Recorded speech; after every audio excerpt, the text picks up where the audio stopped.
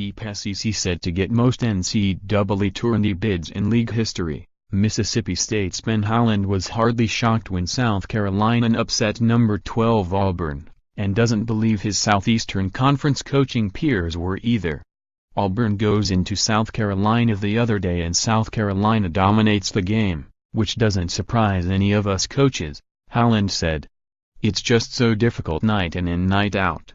He is not knocking the league-leading Tigers but praising the depth in the SEC, which doesn't have a team ranked in the top 10 but just may have more than 10 good ones.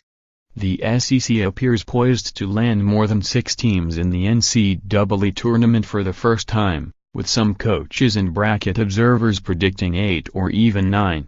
They're certainly going the quantity approach, which has not been typical in recent years, said ESPN analyst Joe Lunardi, who projects 8 SEC teams into the tournament. They have often had a great team and in a couple of recent cases with Kentucky, historically great teams. And the back-to-back Florida champions, going back over a decade.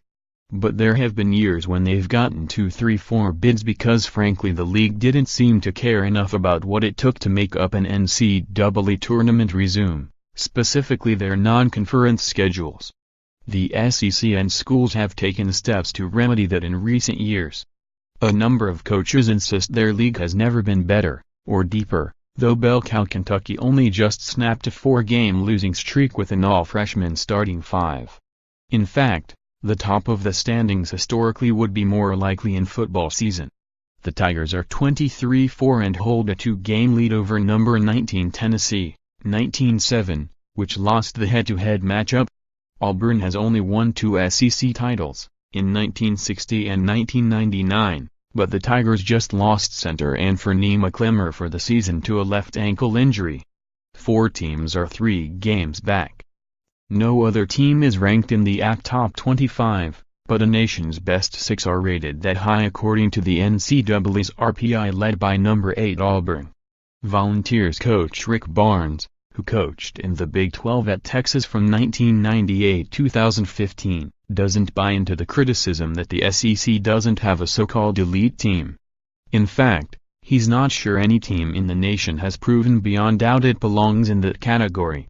Everybody wants it both ways. They either want a team to go undefeated and think they're elite, but when guys bunch up, they want to say, well, maybe the league's not as good, Barnes said. This league is as good of a league as I've ever been in. Ever. Barnes won't find much argument from within the SEC, at least. The league sent 3 teams to regional finals last year. Now, even the SEC's biggest advocates might have different takes on who, if anybody, is a safe bet to match that feat. Last weekend backed up the notion that it's a deep, treacherous league. Besides the Gamecocks' win over Auburn, Georgia beat Tennessee, LSU topped Missouri, Arkansas knocked off Texas A&M and Vanderbilt edged Florida. All of those losing teams, plus Arkansas and Kentucky, are in the RPI top 25. I've said from the very beginning, bottom to top this is the best conference in the country, Auburn's Bruce Pearl said. When the teams at the bottom can be the teams at the top, and it's just not that surprising, it obviously speaks to it. Wildcats coach John Calipari believes the SEC should get 8 or 9 teams into the NCAA field and says this is the strongest by far this league has ever been. Some high-profile hires appear to be paying off, including Howland, Barnes, Pearl and Alabama's Avery Johnson. Missouri's Quinzo Martin, formerly of Tennessee, has his team building a solid tournament resume despite losing top recruit Michael Porter Jr. to injury. The league is just different now, said Johnson, a former NBA point guard and head coach. You can go 9-9 in this league and make it to the NCAA tournament.